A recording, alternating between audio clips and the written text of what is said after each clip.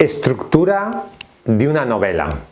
En este vídeo te voy a hablar de la estructura básica que debería tener tu novela. Mi nombre es Roberto Augusto, bienvenidos a mi canal, el canal de editorial Letra Minúscula.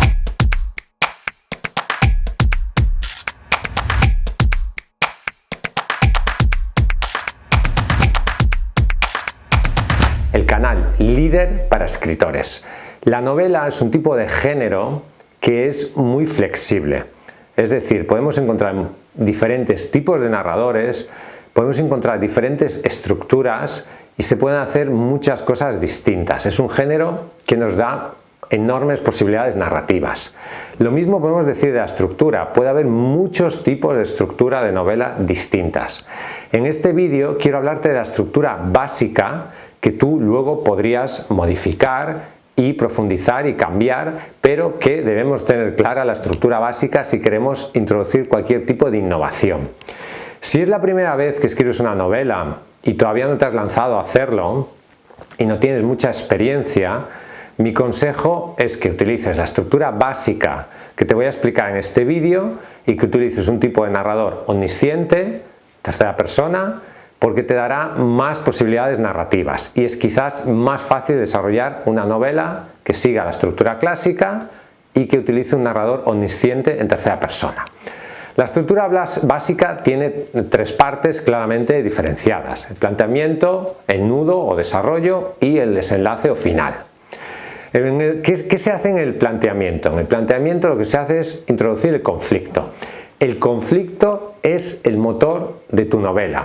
Por conflicto no tenemos que entender algo que causa un mal al protagonista, sino que el conflicto es algo que altera el orden normal de los acontecimientos en su vida y es un suceso a veces inesperado que provoca un cambio y un problema al cual se tiene que enfrentar el protagonista. Ese conflicto puede ser exterior o interior, tiene que tener que ver con tus aspiraciones o necesidades. Y no tiene por qué ser necesariamente malo, sino que tiene que implicar un cambio. Si tú vas por la calle y te encuentras una maleta con 1 millón de euros, eso es un conflicto. No es un conflicto en el sentido de que sea algo malo, sino que es algo que altera y cambia de manera radical tu vida. Y por lo tanto el protagonista tiene que enfrentarse al hecho de qué voy a hacer con este dinero, lo devuelvo, voy a la policía, me lo quedo, cómo lo gasto, dejo el trabajo, etc. ¿Qué hago yo? ¿Cómo me enfrento a esta situación? Entonces ahí se plantea el conflicto. Lo que se tiene que hacer al principio de la novela es plantear el conflicto.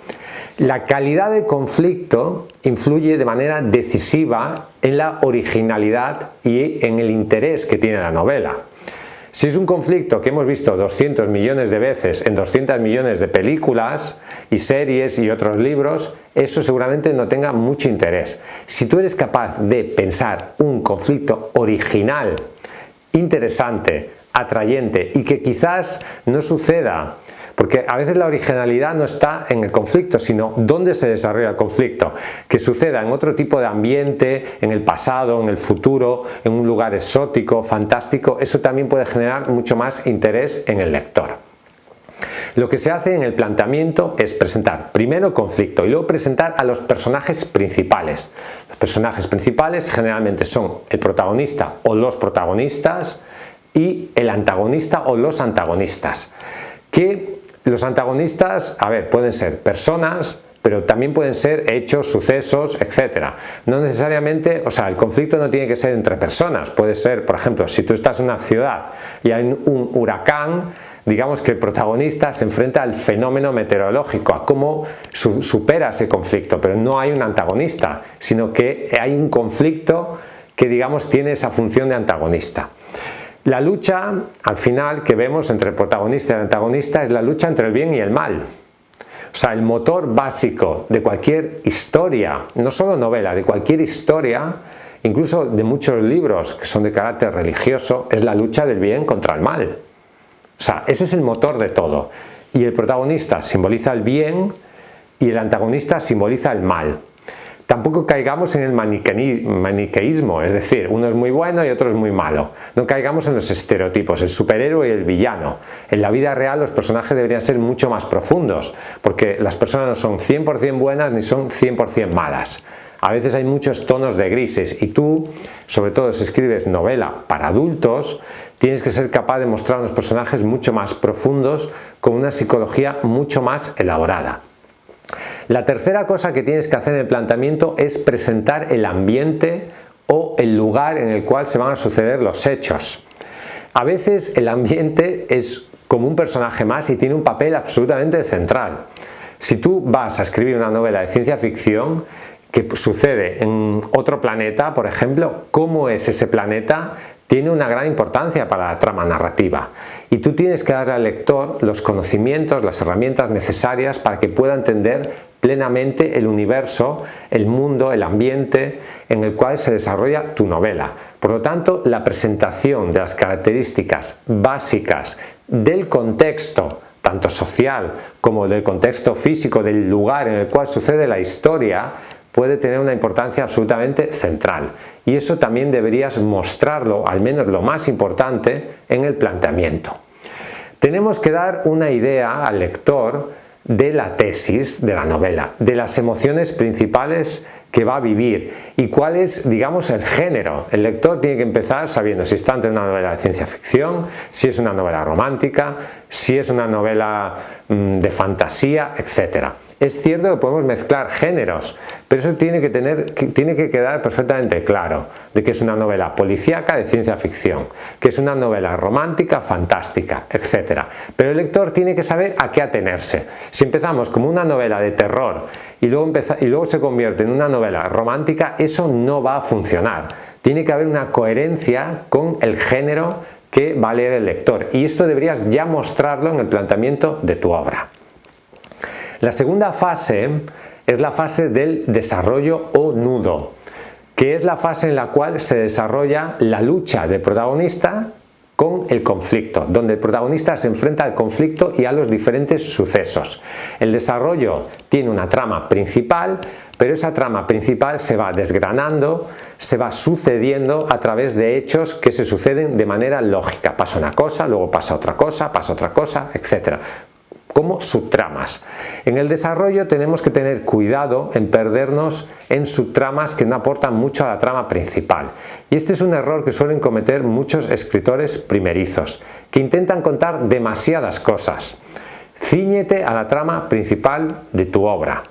Las tramas secundarias pueden tener interés en la medida en la cual enriquecen la trama principal, pero ahí se trata de escribir una novela, y se trata de escribir una historia, no se trata de mostrar 20 historias diferentes. Eso puede generar dispersión en el lector y puede generar confusión en él y puede hacer que tu novela se acabe dispersando y que no tenga una línea narrativa clara y perfectamente definida.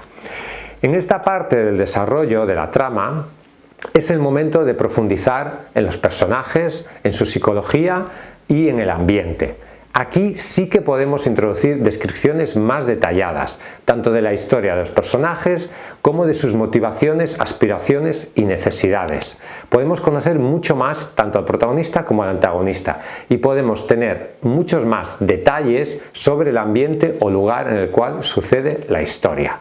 Es el momento de entrar más en profundidad en ese universo. En la función del planteamiento, al final, lo que es presentar y atrapar al lector. En el desarrollo lo que buscamos es profundizar en la trama y en la psicología de los personajes, o sea, son personajes y trama. Y tenemos que entrar mucho más en profundidad en la parte del desarrollo. Aquí ayuda mucho si acabamos los capítulos de la parte de desarrollo con un pequeño gancho que ayuda al lector a atraparlo para el siguiente capítulo, el cliffhanger, ¿no? Generamos un pequeño suspense al final del capítulo para que la persona quiera seguir leyendo. Eso es una manera de ir guiando, de ir atrapando a tu potencial lector. Los capítulos cortos también ayudan, porque las personas pueden ir parando a medida que finaliza el capítulo. Si tú escribes un capítulo de 30 páginas, a las personas como que las obligas a acabar el capítulo. Igual no les apetece estar leyendo 30 páginas, les apetece leer 5 o 10. Los capítulos cortos ayudan a que el desarrollo de la trama sea mucho más dinámico. En tercer lugar tenemos el final o el desenlace de la trama. Ahí el protagonista se enfrenta al clímax final, al obstáculo último, se enfrenta, digamos, a la apoteosis del conflicto. Y por lo tanto, todas las consecuencias de las acciones que hemos visto en la trama o en el desarrollo se materializan en ese clímax. Ese clímax tiene que generar, primero, interés, tiene que generar tensión emocional y tiene que ser como el final en el cual todo lo que hemos visto en la trama adquiere sentido. Todas las diferentes líneas argumentales, todos los sucesos, todos los hechos, todo al final concluye de manera lógica y necesaria en esa trama. No busques giros inesperados al final para intentar sorprender al lector. Todo lo que pasa al final, puede haber, sí, algún pequeño giro, alguna sorpresa, pero todo tiene que seguir una coherencia, una lógica interna. Lo que suceda al final tiene que ser coherente con lo que hemos visto al principio del libro y en la trama y en el desarrollo. No tiene sentido que si tú tienes una novela romántica que pasa pues en la época actual, que tú al final del libro pongas, no sé, un marciano, o un extraterrestre, o un fantasma. Eso no encaja con la novela. Si no es una novela fantástica, no es una novela de ciencia ficción, ¿por qué vas a sacar este tipo de personajes al final para, digamos, sorprender al lector? No. Tienes que ser coherente con lo que hemos visto al principio del libro. Por lo tanto, el desenlace tiene que ser sobre todo emocional. El final es muy importante. Tendemos a juzgar a veces un libro por el final. O sea, ¿cómo nos sentimos cuando hemos terminado la novela? O sea, a veces una novela mediocre, con un buen final, acaba dejando un buen gusto al lector y eso hace que piense mejor sobre tu libro. Por lo tanto, deberías trabajar mucho el final. Sobre todo, aquí de lo que se trata al final es de generar una poderosa emoción. Los seres humanos son sobre todo seres emocionales. Si tú al final de tu novela has sido capaz de generar una fuerte emoción en el lector, esto hará que tenga una consideración mucho mejor sobre tu libro. Recuerda, planteamiento, desarrollo y desenlace. Esa es la estructura básica de tu novela. A partir de aquí puedes introducir innovaciones. Puedes poner diferentes tipos de narradores, saltos temporales, puedes poner el final al principio, etc. Puedes ir innovando, pero esta tiene que ser siempre la estructura básica de tu novela y tienes que tenerla muy clara. Gracias. Ya sabes que si quieres publicar un libro podemos ayudarte en Editorial Letra Minúscula. Somos líderes mundiales en autoedición en español. Escríbenos. Suscríbete a este canal si no estás suscrito. Dale al me gusta si te ha gustado el contenido de este vídeo. Suscríbete aquí abajo. Dale a la campanita. Hay una campanita ahí. Tienes que hacer clic en la campanita. Avisarme de las notificaciones cada vez que subamos un nuevo vídeo. Hasta una próxima ocasión y vive tu sueño de ser escritor.